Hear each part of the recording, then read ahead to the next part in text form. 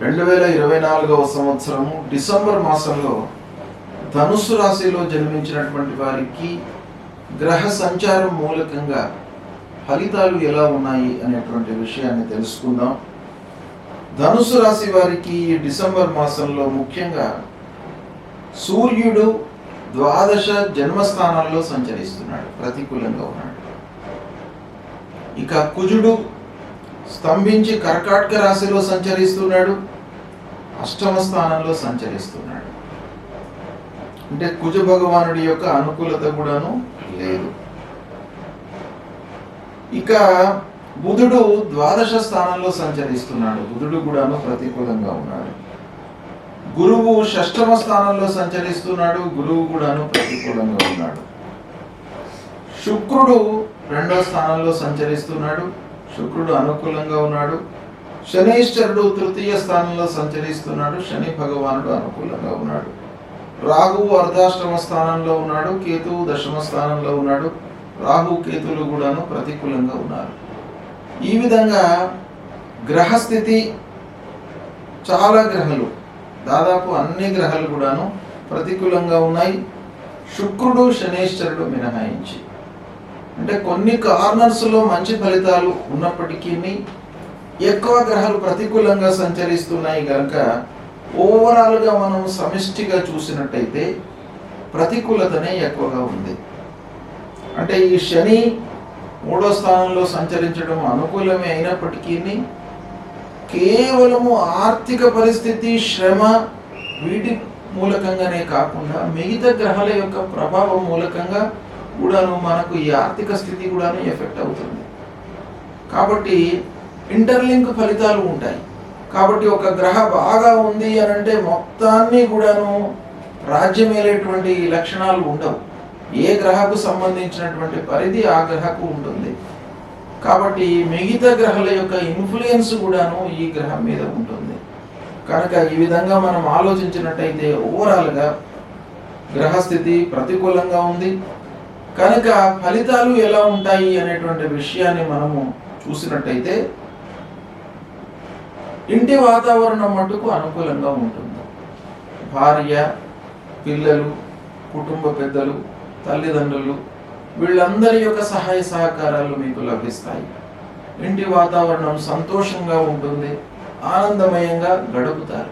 ఇంటికి వచ్చిన తర్వాత మీకు ఆనందం ఉంటుంది, కానీ ఇంటి నుంచి మీరు అడుగు బయట పెట్టిన క్షణం నుండి మాత్రం మీకు ఇబ్బందులు తప్పవు. అయితే అలా ఉన్నప్పటికీ ఇంటి వాతావరణము మీకు బాగా ఉండడము ఒక రకంగా బలాన్ని ఇస్తుంది. ఇకపోతే అందరితో కూడాను చర్చించి నిర్ణయాలు తీసుకోవడం చాలా మంచిది. ఈ మాసం లోపల ఆదాయం మటుకు స్థిరంగానే ఉంటుంది. ఇది కూడాను ఒక రకంగా మీకు బలాన్ని ఇచ్చేటువంటి అంశం. ఆదాయం స్థిరంగా ఉంటే కొంతలో కొంతైనా కూడాను మనము చేసుకుంటూ ముందుకు వెళ్ళడానికి అవకాశాలు ఉంటాయి. ప్లానింగ్ ఉపయోగపడుతుంది. అంటే మనకు ఈ మాసంలో ఇంత డబ్బు వస్తుంది అని మనకు తెలిసినట్టయితే దానికి అనుగుణంగా మనం ప్లానింగ్ చేసుకుంటాం. కాబట్టి ఆ విషయం ఆలోచించినట్టయితే ఆ శనీశ్వరుడి యొక్క అనుకూలత మూడో స్థానంలో సంచరిస్తున్నాడు కనుక శని భగవానుడి యొక్క అనుకూలత ఉంది. ఆర్థికంగా అస్థిరత మటుకు లేదు. మీకు ఆదాయము స్థిరంగానే ఉంటుంది, రావాల్సినటువంటి డబ్బు వస్తుంది. ఇకపోతే ఉద్యోగస్తుల విషయం ఆలోచించినట్టయితే ఉద్యోగము ఆల్రెడీ చేస్తున్నటువంటి వారు, గవర్నమెంట్ ఉద్యోగంలో చేస్తున్నటువంటి వాళ్ళు, తర్వాత కార్పొరేట్ సంస్థలలో పనిచేస్తున్నటువంటి వాళ్ళు, స్వయం వృత్తిలో ఉన్నటువంటి వాళ్ళు, వీళ్ళందరికీ కూడాను కొంత ఇబ్బందులు తప్పవు ఈ మాసం లోపల. కనుక వీళ్ళు ఏం చేయాలి? ఉద్యోగస్తులు ముఖ్యంగా సహ ఉద్యోగులతో స్నేహంగా ఉండడానికై ప్రయత్నాలు చేయాలి. ఇక్కడ ముఖ్యంగా గురు భగవానుడు, సూర్యుడు, అంగారకుడు, ప్రత్యేకంగా అష్టమ స్థానంలో అంగారకుడు సంచరిస్తున్నాడు. దీని ఎఫెక్ట్ బాగా ఉంటుంది. కనుక మాట దురుసుతనంతో మనం ముందుకు వెళ్ళినట్టయితే వ్యవహారం వికటించే అవకాశాలు ఉంటాయి. కాబట్టి మనము మాటను, నోరును అదుపులో పెట్టుకోవడం అనేటువంటిది చాలా ముఖ్యమైనటువంటి విషయం ఈ మాసం లోపల. ఇక ఉద్యోగస్తులకు అధికారులతో, తోటి ఉద్యోగస్తులతో ఫ్రీక్వెంట్గా మనస్పర్ధలు సంభవించే అవకాశం ఉంది. జాగ్రత్తగా ఉండాలి. ఇక అన్నదమ్ములు, బంధువులతో కలహాలు, మనస్పర్ధలు, వైషమ్యాలు గోచరిస్తున్నాయి. సాహసించి పనులు చేయకుండా ఉండడం మంచిది. అంటే తొందరపడి నిర్ణయాలు తీసుకోకండి. సాహసించి నిర్ణయాలు తీసుకున్నట్టయితే మీకు నష్టమే జరుగుతుంది కానీ లాభం కనబడట్లేదు. కాబట్టి సాహసం పనికిరాదు. సంయమనం చాలా అవసరం ఈ మాసం లోపల. ఇక వ్యవసాయదారులకు, పారిశ్రామికవేత్తలకు ఈ రెండు వర్గాలు చాలా ముఖ్యమైనటువంటివి మనకు. కాబట్టి వ్యవసాయదారులు, అన్నదాతలు, వ్యవసాయదారులకు కూడాను ఈ మాసం లోపల కొన్ని ఇబ్బందులు తప్పట్లేదు. అంటే దిగుబడి బాగానే ఉంటుంది, పంటలు బాగానే ఉంటాయి, కానీ ఏదో రకమైనటువంటి అస్థిరత, మానసికంగా వాళ్ళకు సంతృప్తి లేకపోవడం, పక్కవారితో గొడవలు, ఎదుటివాడితో గొడవలు, ఇంటి వాతావరణము బాగా ఉన్నప్పటికీ ఏదో ఒక రకమైనటువంటి ఆకస్మిక ఇబ్బందులు ముందుకు రావడం మూలకంగా వ్యవసాయదారులు, పారిశ్రామికవేత్తలు ఇబ్బంది పడేటువంటి అవకాశం గోచరిస్తుంది.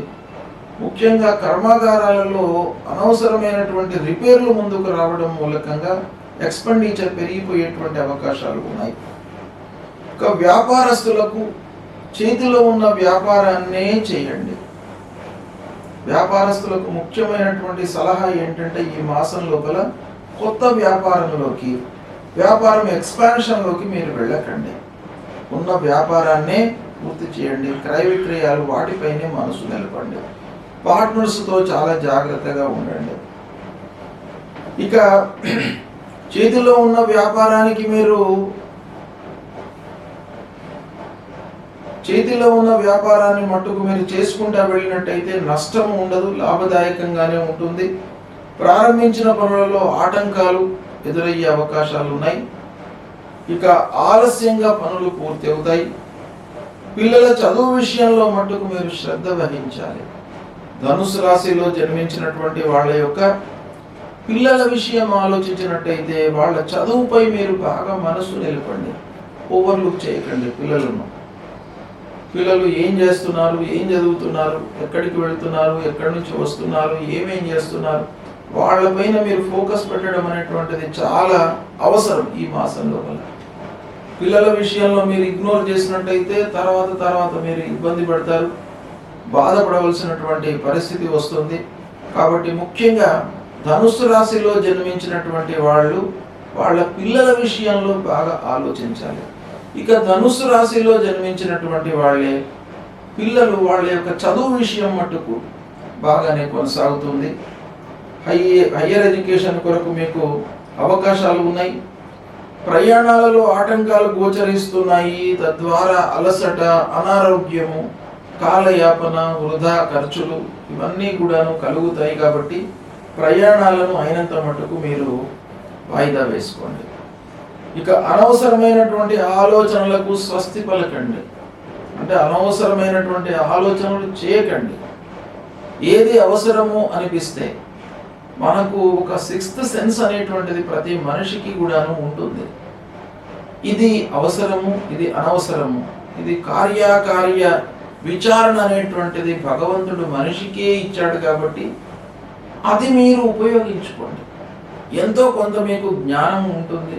దాన్ని మీరు అప్లై చేసినట్టయితే ఏ పని చేయాలి, ఏ పని చేయకూడదు అనేటువంటి విచక్షణ మీకు ఉంటుంది.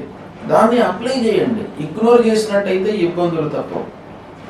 ఇక ఆర్థిక స్థితి అనుకూలంగా ఉన్నప్పటికీ చేసేటువంటి వృత్తి లోపల ఆటంకాలు, ఆలస్యము, అనుకున్న సమయంలో పూర్తి కాకపోవడం ఇవన్నీ కూడా గోచరిస్తున్నాయి. కాబట్టి ఒక ప్లానింగ్ వేసుకొని మీరు ముందుకు వెళ్ళడం చాలా అవసరం. ఇక ఉద్యోగ ప్రయత్నంలో ఉన్నటువంటి వారు, చదువు పూర్తి అయ్యి ఉద్యోగం వేటలో ఉన్నటువంటి వాళ్లకు కొంత ఇబ్బంది కనబడుతుంది. అయితే తాత్కాలికంగా ఏదో రకమైన ఉద్యోగంలో చేరే అవకాశం కూడాను ఒక పక్కన కనబడుతుంది. ఈ విధంగా ధనుస్సు రాశిలో జన్మించినటువంటి వారికి డిసెంబర్ మాసంలో మిశ్రమ ఫలితాలు ఉన్నాయి. కొన్నింటిలో చాలా ప్రతికూలంగా ఉన్నాయి, 1-2 విషయాలలో మీకు అనుకూలత కనబడుతుంది. ఓవరాల్గా ప్రతికూలతని ఎక్కువగా ఉంది. కాబట్టి ఈ ధనుసు రాశి వారికి ఈ డిసెంబర్ మాసంలో ఏ గ్రహాలు బాగాలేవు అని అనుకున్నట్టయితే, ముందుగా అష్టమ స్థానంలో స్తంభించినటువంటి అంగారకుడు సంచరిస్తున్నాడు.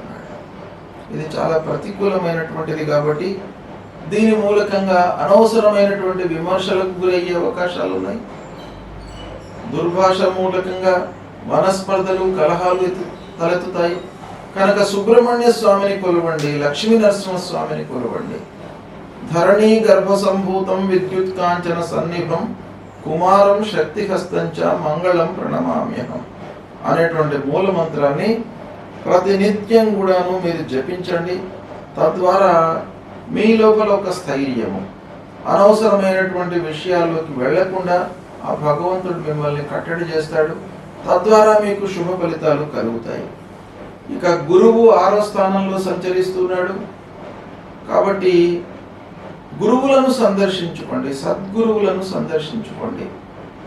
గురు ప్రార్థన మూలకంగా, తల్లిదండ్రులను సేవించడం మూలకంగా మీకు ఆ గురు భగవానుడి యొక్క అనుగ్రహం లభిస్తుంది. ఇక అర్ధాష్టమ స్థానంలో రాహువు, దశమ స్థానంలో కేతువు. రాహు కేతువులు కూడా ప్రతికూలంగా ఉన్నారు కనుక అమ్మవారి దేవాలయానికి వెళ్ళండి, అమ్మవారిని కొలవండి. అమ్మవారిని సేవించినట్టయితే మీ లోపల ఆ అస్థిరత లేకుండా అమ్మవారు మిమ్మల్ని కాపాడతారు. స్థిరమైనటువంటి మనస్సుతో పనులు చేసేటువంటి ఒక కెపాసిటీని మీకు అమ్మవారు అనుగ్రహిస్తారు. కాబట్టి దుర్గామాత దేవాలయానికి వెళ్ళండి, అమ్మవారిని సేవించండి. ఇవి చేసినట్టయితే మీకు తప్పకుండా శుభ ఫలితాలు కలుగుతాయి. శుభం.